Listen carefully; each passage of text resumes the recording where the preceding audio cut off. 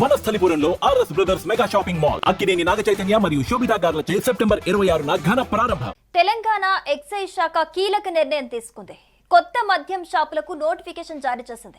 రాష్ట్ర వ్యాప్తంగా దుకాణాలను లాటరీ పద్ధతిలో తీసేందుకు నిర్ణయించింది.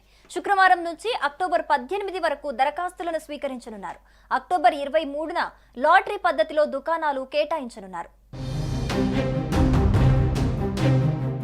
ఇక గతంలో ఒక్కో దరఖాస్తుకు 2 లక్షలుండగా ఇప్పుడు దానిని 3 లక్షలకు పెంచుతూ ప్రభుత్వం నిర్ణయం తీసుకున్న విషయం తెలిసిందే. తాజాగా తెలంగాణ వ్యాప్తంగా ఉన్న మద్యం దుకాణాల టెండర్లకు సంబంధించిన విధి విధానాలను ప్రకటిస్తూ ఎక్సైజ్ శాఖ ఉత్తర్వులు జారీ చేసింది. 2 ఏళ్ల కాలానికి అంటే 2025 డిసెంబర్ 1 నుంచి 2027 నవంబర్ 30 వరకు అనుమతులతో ఎక్సైజ్ శాఖ కొత్త లైసెన్సులు జారీ చేయనుంది. కొత్త మద్యం దుకాణాలకు దరఖాస్తు రుసుము 3 లక్షలుగా నిర్ధారించారు. ఎక్సైజ్ చట్టం 1968 ప్రకారం శిక్ష పడిన వారు, ప్రభుత్వానికి బకాయిలు పడి సక్రమంగా చెల్లింపులు చేయని వారు దుకాణాలు పొందేందుకు అనర్హులవుతారు. ఇక దుకాణాల కేటాయింపులో గౌడ్ సామాజిక వర్గానికి 15%, ఎస్సీలకు 10%, ఎస్టీలకు 5% రిజర్వేషన్లు కల్పించనున్నారు.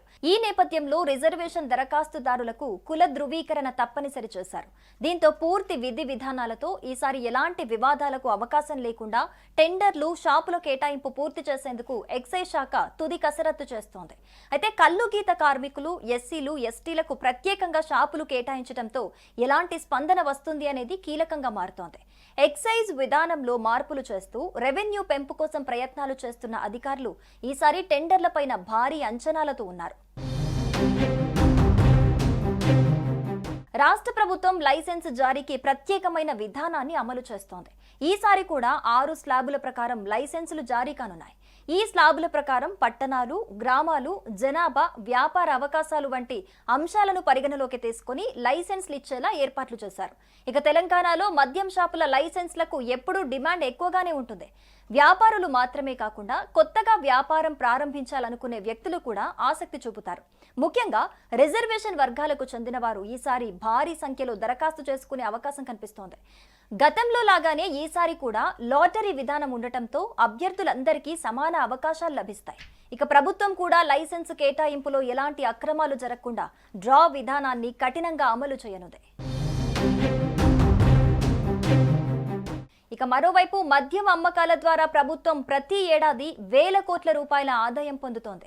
కొత్త లైసెన్స్లతో పాటు టెండర్ ఫీజులు, రిజిస్ట్రేషన్ ఫీజులు కూడా రాష్ట్ర ఖజానాకు భారీగా చేరుతాయి. ఈసారి కూడా లైసెన్స్ కేటాయింపుతో ప్రభుత్వానికి గణనీయమైన ఆదాయం వచ్చే అవకాశం ఉందని అధికారులు అంచనా వేస్తున్నారు.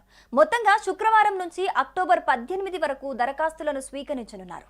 సుమన్ టీవీలో మీ పర్సనల్ అండ్ బిజినెస్ ప్రమోషన్స్ కోసం కింది నెంబర్కి కాంటాక్ట్ చేయండి. డ్రగ్స్, గంజాయి లాంటి చెడు వ్యసనాలకు దూరంగా ఉండండి. తాత్కాలిక ఆనందం కోసం జీవితాలని నాశనం చేసుకోవద్దు. డ్రగ్స్ విక్రయాలు, దందాలు నిర్వహిస్తే 1800599699 టోల్ ఫ్రీ నంబర్ కి కాల్ చేయండి. డ్రగ్స్, గంజాయిని నిర్మూలిద్దాం, భవిష్యత్తును కాపాడదాం.